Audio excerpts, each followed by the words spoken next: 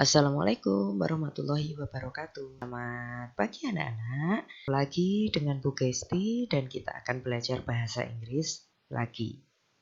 Pada pagi hari ini, pelajaran kita memasuki lesson 2. Dan materi yang akan kita pelajari pada pagi hari ini adalah present continuous tense. Sekarang langsung saja kita ke materi.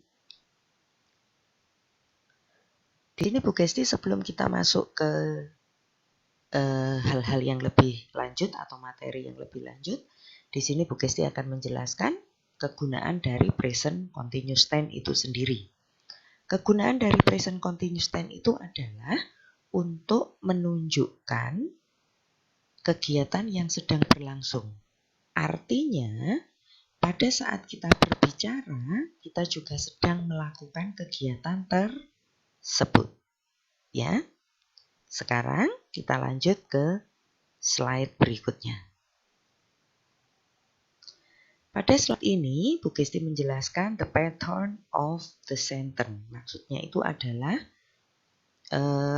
pola. Pattern itu adalah pola. Pola dari kalimat tersebut. Di sini ada 3 jenis kalimat. Ada kalimat positif, kalimat negatif, dan ada kalimat interrogatif. Kalian bisa melihat polanya dari kalimat tersebut adalah untuk kalimat positif. Untuk kalimat positif di sini ada S, lalu diikuti to be, lalu diikuti dengan FING, lalu diikuti dengan O atau ket. Sedangkan untuk kalimat negatif di sini ada S, diikuti to be, diikuti not, diikuti VING, dan diikuti oleh objek atau keterangan. Lalu yang berikutnya untuk kalimat interrogatif atau kalimat tanya, ini ada to be, lalu diikuti S, diikuti VING, diikuti O atau ket. Nah, mungkin kita masih bingung atau anak-anak masih di situ kok ada simbol-simbol S apa dan sebagainya ya. Di slide berikutnya, Bu Gesti akan menjelaskan arti dari simbol dari huruf tersebut. The meaning of symbol on the pattern of sentence. Jadi, ini adalah arti dari simbol-simbol yang ada pada pola kalimat tersebut. S di sini menunjukkan subjek, di mana isinya dari subjek tersebut adalah I, you, they, we, he, she, it, dan nama orang. Jadi anak-anak bisa memilih salah satu subjek yang ada di sini. Lalu yang berikutnya ada to be. To be itu isinya adalah am, is, dan are. Lalu yang berikutnya di sini ada V. V sendiri artinya adalah verb. Lalu verb itu sendiri adalah kata kerja. Dan di situ tertera ada VING. VING itu adalah kata kerja yang ditambah ing pada akhir kata kerja. Jadi nanti anak-anak menggunakan kata kerja dan pada akhir kata kerja nanti akan ada akhiran ing di belakangnya. Jadi nanti Bu Gesti akan memberikan contoh sehingga anak-anak paham. Lalu yang berikutnya yang O di sini adalah objek. Lalu yang berikutnya ket itu artinya keterangan, bisa keterangan waktu atau bisa keterangan tempat. Supaya lebih jelasnya, kita akan masuk ke slide berikutnya. Nah, sekarang penggunaan dari to be tersebut. Penggunaan dari to be. Untuk subjek I, jika anak-anak menggunakan kata I, maksud Bu Gesti gini, jika anak-anak nanti menggunakan jika anak-anak nanti menggunakan subjek I, maka to be-nya yang harus dipakai adalah am. Jika anak-anak menggunakan subjek you, they, we, maka to be yang dipakai adalah are. Sedangkan jika anak-anak subjek yang dipakai adalah he, she, it, dan nama orang yang jumlahnya 1 orang, maka to be yang dipakai adalah is. Ya, sekarang kita lanjut dulu ya. Ini dipahami betul yang ada di tabel ini karena penggunaan am, is, are ini disesuaikan dengan subjek yang nantinya anak-anak pilih. Oke, sekarang kita lanjutkan.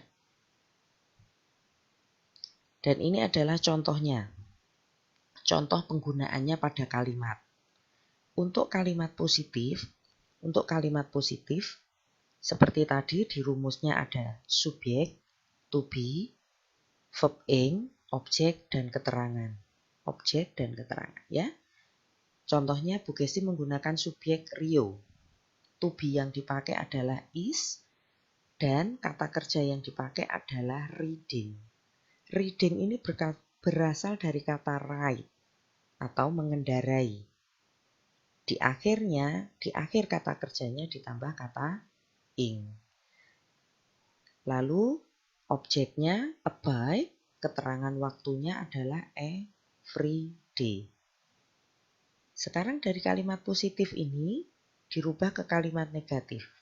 Susunannya hampir sama, tetapi setelah to be is ini diikuti dengan not. Bila anak-anak jeli, anak-anak akan tahu. Ya, pasti tahu karena untuk kalimat positif dan negatif hampir sama, cuman bedanya ada kata not pada kalimat negatif. Lalu yang berikutnya kalimat interrogatif.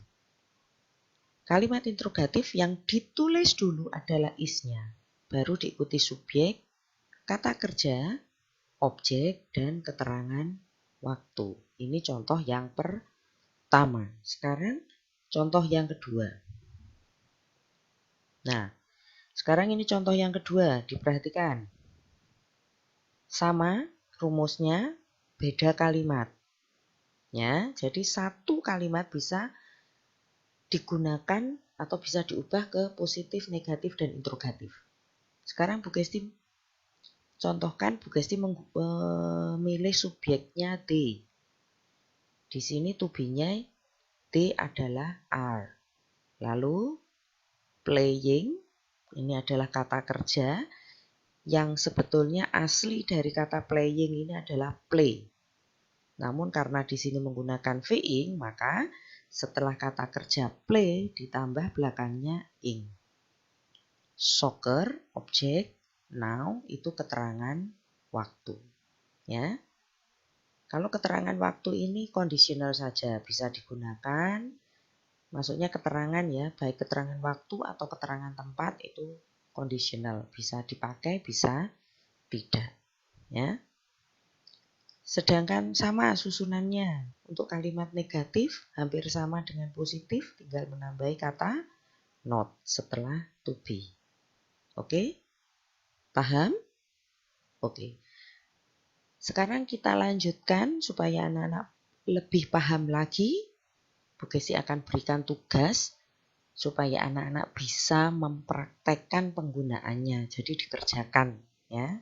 Oke. Sekarang kita lanjut.